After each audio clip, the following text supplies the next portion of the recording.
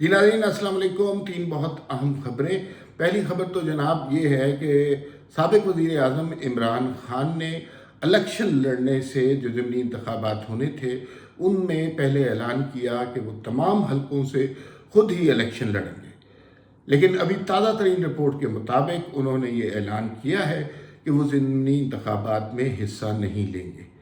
इसकी क्या वजूहात हो सकती हैं और किस चीज़ का खौफ खान साहब को ज़मीनी इंतखाबात से भगा रहा है, इस पर बात करेंगे। दूसरा सब्जेक्ट जो आज हम डिस्कस करेंगे कि कल ARY पर काशिफ अब्बासी के शो में फवाद चौधरी साहब का इंटरव्यू हुआ। उनकी गुज़िश्ता दिनों गिरफ्तारी हुई थी। उससे पहले फवाद चौधरी साहब बड़ी शोला बयानी कर रहे थे, लेकिन उस इंटरव्यू में अपने बच्चों का जिक्र करते हुए वो आपदीदा हो गए। तो क्या ये आंसू हकीकत पर मबनी थे या माजी में जब ऐसे वाक़यात हुए तब भी फवाद चौधरी आपदीदा हुआ करते थे? इसके हवाले से बात होगी। तीसरा, वज़ीर आज़म ने शहबाज शरीफ साहब ने पेशावर में एपेक्स कमेटी का इजलास हुआ। उसके अंदर जो है उन्होंने मुख्तलिफ सियासी जमातों से ये अपील की कि दहशत गर्दी के मुकाबले के लिए हमें इकट्ठे होना है और अगर नहीं होंगे तो देर हो जाएगी। पहले इसके ऊपर बात कर लेते हैं। वज़ीर आज़म ने जो खिताब किया उसमें बुनियादी तौर पर उन्होंने ये कहा कि ये एक ऐसा मसला है जो ना इलाकाई है, ना सूबाई है, ना ज़ाती है, ना कबायली है।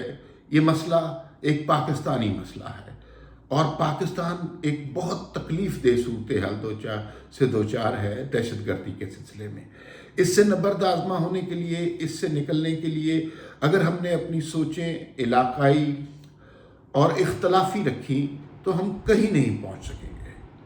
हम इसी तरह आपस में लड़ते रहेंगे और दहशत गर्दी का अफरीत हर घर को चाट जाएगा।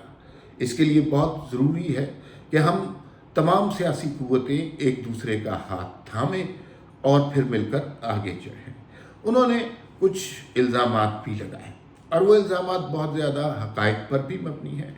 उन्होंने जिक्र किया कि गुज़िश्ता बरसों में दहशत गर्दी के ख़िलाफ़ लड़ने के लिए सबसे ज़्यादा बजट KPK को दिया गया, जहाँ पर गुज़िश्ता 10 साल से तहरीक-ए-इंसाफ़ की हुकूमत है।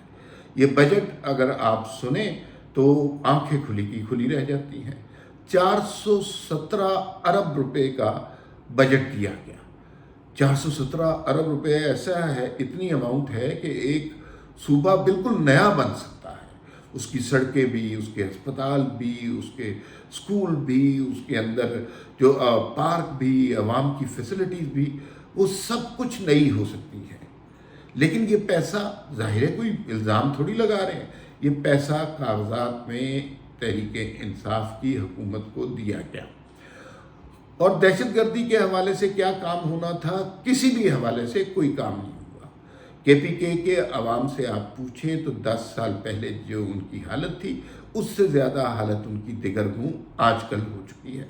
इसलिए कि गुर्बत का आलम है, बेरोज़गारी है और करप्शन बहुत ज़्यादा है। पुलिस का जो डिपार्टमेंट है वो बहुत बुरे हाल में है। वहाँ पर लोगों को जो है कोई बाकायदा ट्रेनिंग नहीं है, यूनिफॉर्म नहीं है। हालांकि इमरान खान साहब का दावा था वो पुलिस को ठीक कर देंगे, बाकी इदारे खुद ठीक हो जाएंगे, लेकिन ना पुलिस ठीक हुई ना कोई और इदारा हुआ। एंटी करप्शन का इदारा KPK में खुद खान साहब ने बंद करवा दिया, ये आपको पता होना चाहिए।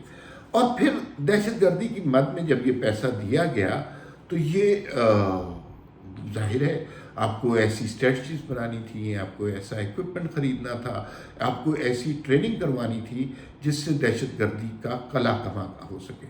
लेकिन दूसरी जानिब होता क्या रहा कि ट्रेनिंग भी नहीं हुई और ये पैसा भी कहीं अचानक से गायब हो गया। और सबसे ज़्यादा बदकिस्मती से वाक़यात दहशत गर्दी के KPK में हो रहे हैं और उसमें हमें दिन ब दिन ये बात वाज़े नज़र आती जा रही है कि देखिए, एक तो मॉनेटरी इख्तलाफ था। ये मॉनेटरी इख्तलाफ से मुराद ये है कि पैसा कहीं मौजूद था, पैसा जहाँ ज़रूरत थी वहाँ पर नहीं लगाया गया।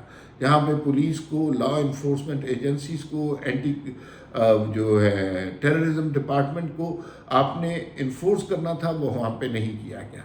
दूसरी मसला नज़रियाती भी है اس لیے کہ ایک طرف ساری قوم چاہتی ہے کہ ان دہشت گردوں کا جو ہمارے بچوں کا قتل کرتے ہیں، جو مسجدوں میں بم پھوڑتے ہیں، جہاں جو معصوم انسانوں کا قتل کرتے ہیں، ان سارے لوگوں کو کسی نہ کسی طرح روکا جائے، ان کو سخت سے سخت سزا دی جائے، ریاست ان کے خلاف ایکشن کرے، ان کو جو ہے تہو تیغ نیست و نابود کر دیا جائے، اس لیے کہ اس کے بغیر چارہ نہیں ہے۔ آپ ان سے صلح نہیں کر سکتے، آپ ان سے مذاکرات نہیں کر سکتے۔ لیکن دوسرا جو نظریاتی اختلاف ہے، عمران خان صاحب بڑے فخر سے اعلان کرتے ہیں کہ اب ایسے لوگ انہوں نے خود ہی بڑے شوق سے 5-7 ہزار بسائے تھے KPK میں، وہ 30-40 ہزار فائٹرز کا بھی ذکر کرتے ہیں جنہیں افغانستان سے لانا تھا اور یہاں پر آ کر بسانا تھا۔ یہ اتنا بڑا نقصان دہ قدم تھا، اتنی غلط اسٹریٹجی تھی کہ اس کا نقصان ہم دیکھ رہے ہیں ابھی KPK میں جو دھماکہ ہوا، یہ اسی کا نتیجہ ہے۔ ان لوگوں کو جو نون دہشت گرد ہیں، جو معصوم انسانوں کا قتل کرتے ہیں، انہیں پاکستان کی سرزمین میں گھسانے کی کیا ضرورت تھی؟ اور اگر آپ ان کو ذہنی طور پر ان سے اتفاق کرتے ہیں تو پھر آپ کے غلط فیصلوں کا بھگتان پاکستان کے عوام بھگتیں گے۔ ہمارا قصور ہوگا یا آپ کا قصور ہوگا کہ بچے مر رہے ہیں اور مسجدوں میں بم چل رہے ہیں اور راہگیروں کو اور مسافروں کو ہر وقت جان کا خطرہ ہے KPK میں، تو کس کا قصور ہوگا؟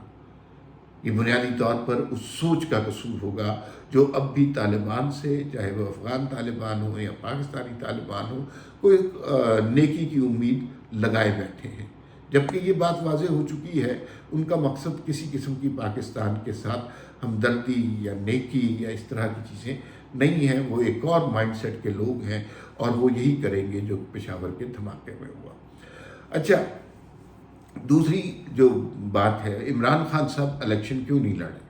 آپ کو پتہ، پہلے جو قومی اسمبلی کی نشستوں پہ لوگوں نے کہا جی کہ کپتان نے ماسٹر سٹروک کھیل دیا اور ساری کی ساری نشستوں سے کپتان لڑا ہے، حالانکہ اس سے بڑی حماقت نہیں ہو سکتی تھی کہ آپ اپنے لوگوں کا حق بھی مار رہے ہیں، آپ ان کی سیٹیں بھی ضائع کر رہے ہیں، آپ الیکشن پہ حکومت کا پیسہ بھی برباد کر رہے ہیں، الیکشن کمیشن کی ایفرٹ بھی برباد کر رہے ہیں، لیکن وہ ماسٹر سٹروک کے نعرے لگانے والوں کو اندازہ نہیں ہوا کہ اس کا کتنا نقصان ہوگا۔ پھر قومی اسمبلی کی مزید نشستوں کا اعلان ہوا۔ اب مزید نشستوں کا اعلان ہوا تو ظاہر ہے کپتان نے کہا کہ ان سب سے بھی میں لڑوں گا، اور وہ شاید تقریباً 33 کے قریب نشستیں ہیں، اور لوگوں نے کہا ایک اور ماسٹر سٹروک کھیل دیا، کمال ہی کر دیا کپتان نے۔ لیکن یہ اس سے بھی بڑی حماقت تھی۔ قومی اسمبلی میں آپ کی نشستیں کم ہو رہی ہیں، عمران خان ایک نشست سے جیت سکتے ہیں، ظاہر ہے 15 نشستوں سے تو وہ ممبر نہیں ہو سکتے، لیکن ان کو سمجھ نہیں آتی بات۔ خیر، اچانک کپتان صاحب نے پھر ایک اور یو ٹرن لیا اور انہوں نے کہا کہ جناب ہم تو الیکشن نہیں لڑے اور امیدوار تیاری کریں۔ پہلے تو امیدوار وہاں پہ تیار ہی نہیں تھے کیونکہ خان صاحب الیکشن لڑ رہے تھے۔ یہ اچانک یو ٹرن کیوں ہوا؟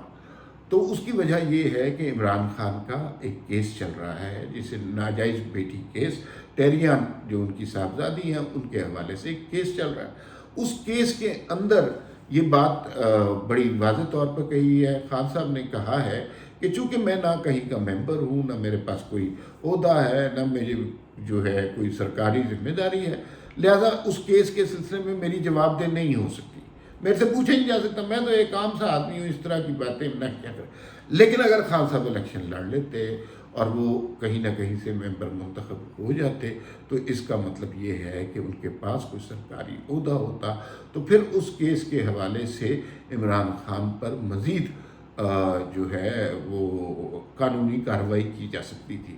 خان صاحب نے صورتحال کو بھانپا اور ماسٹر سٹروک سے وہ بھاگ گئے اور انہوں نے کہا جی کہ میں الیکشن نہیں لڑا۔ فواد چودھری صاحب آپ دیدہ ہو گئے کاشف عباسی صاحب کے شو میں، تکلیف ہوئی ان کو اس طرح دیکھ کے، بڑے دلیر آدمی مشہور تھے اور ٹکر کے لوگ مشہور تھے، لیکن ان کا کیا اشر ہو گیا ہے، 2 دن قید کاٹی ہے۔ تو وہ بچے یاد آئے انہیں اور وہ رو پڑے، افسوس ہوا۔ لیکن دیکھنے کی بات یہ ہے نا کہ ابھی بھی بہت زیادہ لبرل اور لینینٹ رویہ ان کے ساتھ اختیار کیا جا رہا ہے۔ کبھی کسی نے رانا ثناء اللہ کو روتے دیکھا تھا؟ جتنی اذیتیں دی گئی تھیں انہیں کہ ان کی کمر میں ایک بہت پرانی تکلیف تھی، انہیں زمین پر سردی میں گدا بھی نہیں دیا گیا، کیڑے مکوڑے ان کے کمرے میں چھوڑ دیے گئے، آنکھ کی دوائی نہیں دی گئی، اور 20 کلو ہیروئن ڈال دی، 7-8 مہینے وہ جیل میں رہے۔ کبھی کسی نے انہیں روتے ہوئے دیکھا تھا؟ شاہد خاقان عباسی پاکستان کے وزیر اعظم، وہ جیل میں رہے اور قید تنہائی میں رہے اور کچھ سال ایک رہے، کسی نے ایک سوال نہیں پوچھا کرپشن کے متعلق یا کسی اثاثوں کے متعلق، ایک سوال نہیں پوچھا اس وقت، بس عمران خان کی خواہش پہ بند کر دے۔ کیا کسی نے روتے ہوئے دیکھا؟ نواز شریف صاحب کو جیل میں بند کیا، ان کی صاحبزادی مریم نواز کو ان کے سامنے گرفتار کر کے قید تنہائی میں رکھا گیا، باتھ روم میں کیمرے لگائے گئے، وہاں سے رات کے 12 بجے رات کے کپڑوں میں ان کی ویڈیوز بناتے رہے۔ کیا کبھی کسی نے انہیں روتے ہوئے دیکھا؟ اور ان کی مدت قید دیکھ لیں کتنی تھی، کوئی سال، کوئی 1.5 سال۔ یہ دو دن کے بعد ان کی ضمانتیں ہو رہی ہیں اور یہ آبدیدہ ہو رہے ہیں، اور یہ اس زمانے میں ان لوگوں کا ٹھٹھا اڑایا کرتے تھے، مذاق اڑاتے تھے۔ تو مجھے دکھ ہے فواد چودھری کے ساتھ یہ ہوا، لیکن انہیں بھی دکھ ہونا چاہیے جو کچھ انہوں نے مسلم لیگ نون کی قیادت کے ساتھ کیا۔ خدا حافظ۔